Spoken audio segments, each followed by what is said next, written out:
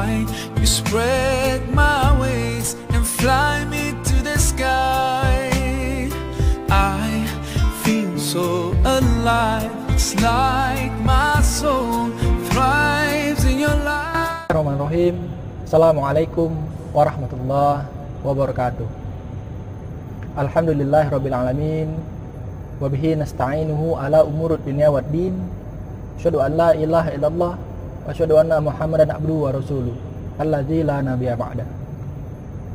Pertama-tama, mari sama-sama kita ucapkan rasa puji dan syukur kita atas kehadiran Allah Subhanahu wa taala yang mana pada sore hari ini kita masih bisa diberikan nikmat iman dan nikmat Islam sehingga kita bisa terus beribadah kepada Allah Subhanahu wa taala.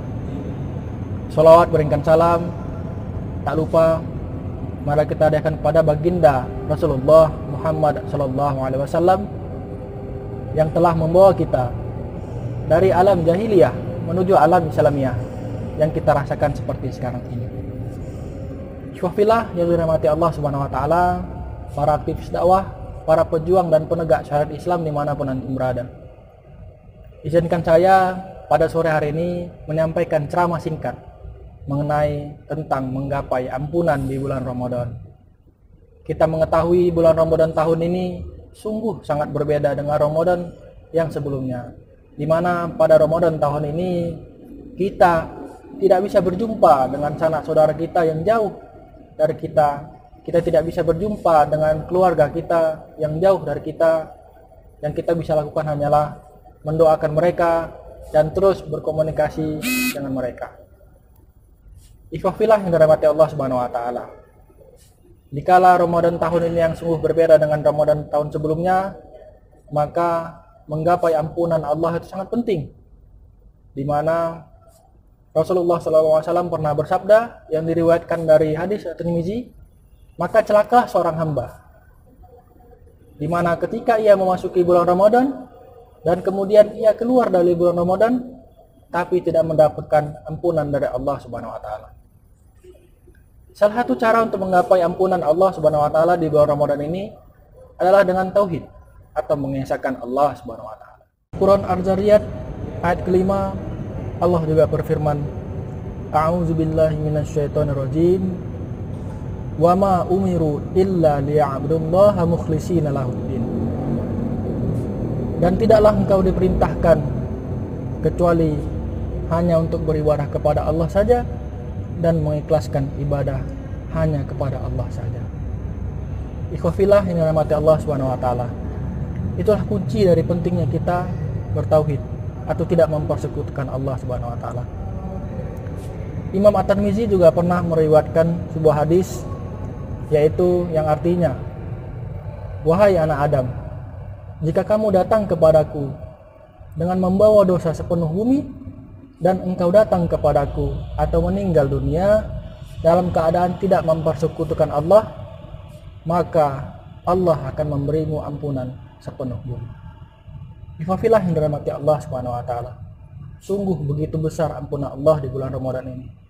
Maka mari sama-sama kita menggapai ampunan Allah di bulan Ramadan ini, karena bulan Ramadan ini adalah bulan yang penuh berkah, bulan yang hanya terjadi 1 tahun sekali, dan bulan yang memang benar-benar kita bisa menggapai ampunan Allah Subhanahu wa taala.